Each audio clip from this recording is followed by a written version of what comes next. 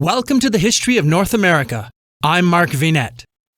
Let's visit a few famous museums that house precious treasures connected to North American history. Here's the audio from the Titans of History video describing New York City's American Museum of Natural History.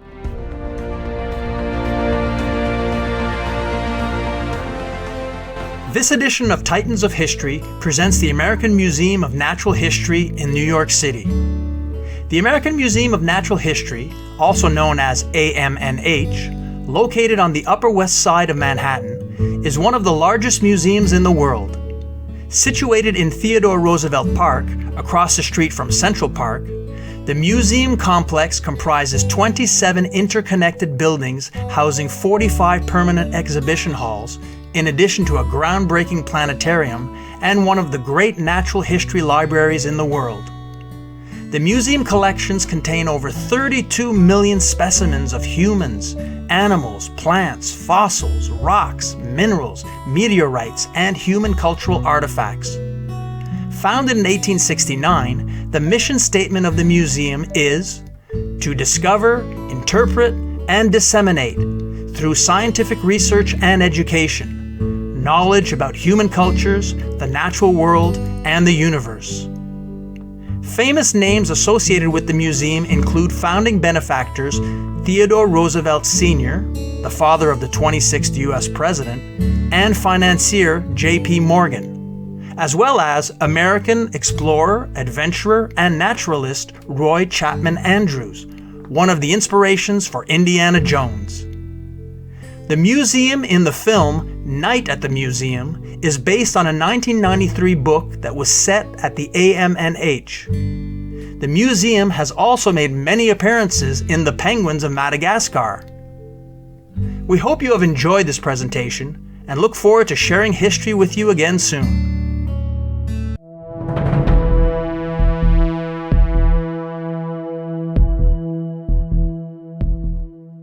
Here's another fun audio sample of a video featuring the Smithsonian Museums in Washington, D.C.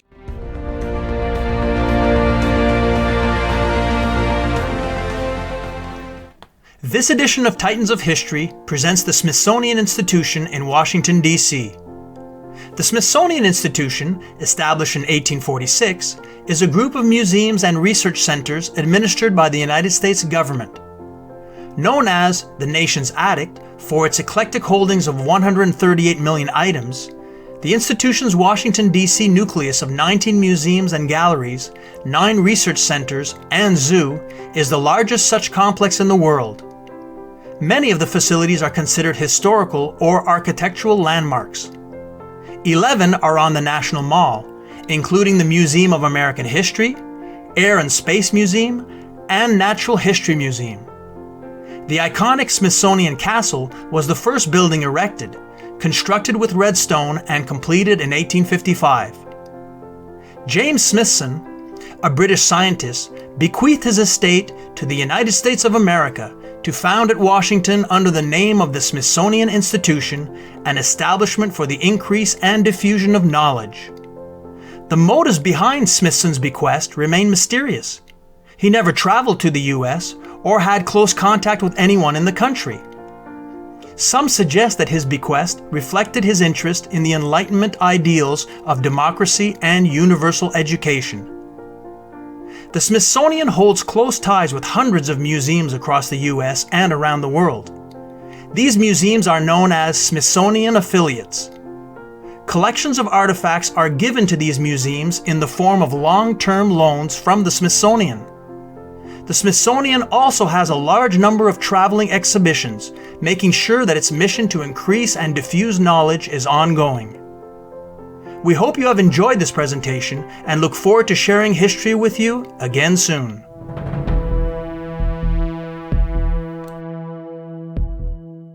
Here's a popular audio sample of the eclectic topics to be found on the Timeline video channel about the British Museum and its huge collection of artifacts, including many valuable items connected with the history of North America.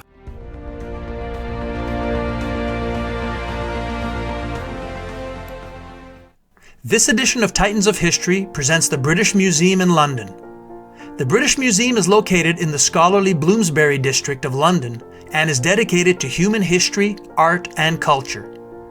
Its permanent collection, numbering 8 million works, is among the largest and most comprehensive in existence and originates from all continents. Its eclectic artifacts illustrate and document the story of human culture from its beginnings to the present. The British Museum was established in 1753, largely based on the collections of the Irish-born British physician and scientist Sir Hans Sloane. The museum first opened to the public on the site of the current museum building.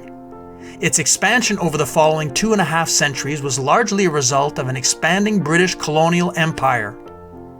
The British Museum was the first of a new kind of museum, that is, national, belonging to neither church nor king, freely open to the public, and aiming to collect everything. The original collection has grown to over 13 million objects, with millions more in its 2 former branches, the Natural History Museum and the British Library.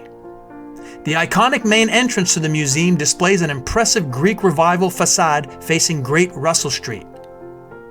The aim of the British Museum is to hold, for the benefit of humanity, a collection representative of world cultures and ensure that the collection is housed in safety, conserved, curated, researched, exhibited, and made available to the widest possible public.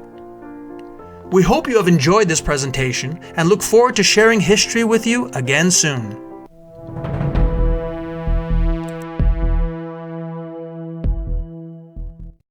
The next audio sample is taken from a video presenting one of the most renowned figures in world history whose artifacts are displayed in many museums. A man whose actions and decisions greatly shaped, influenced, and changed the course of North American history.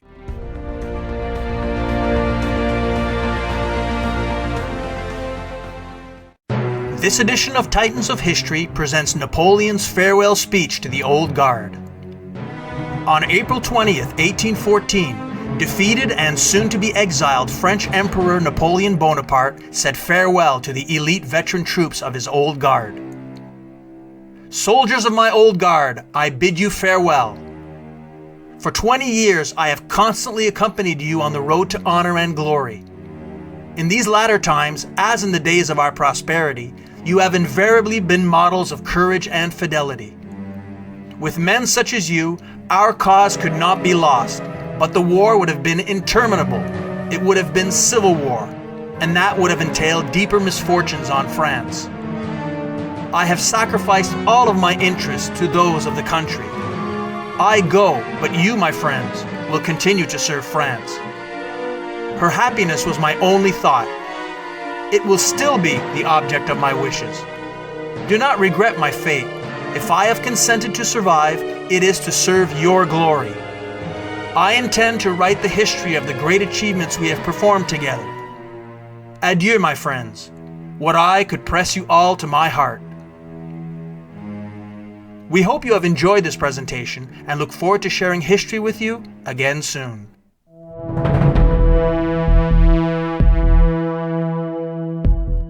I'm Mark Vinette, and thanks for joining me. It's always nice to have your company.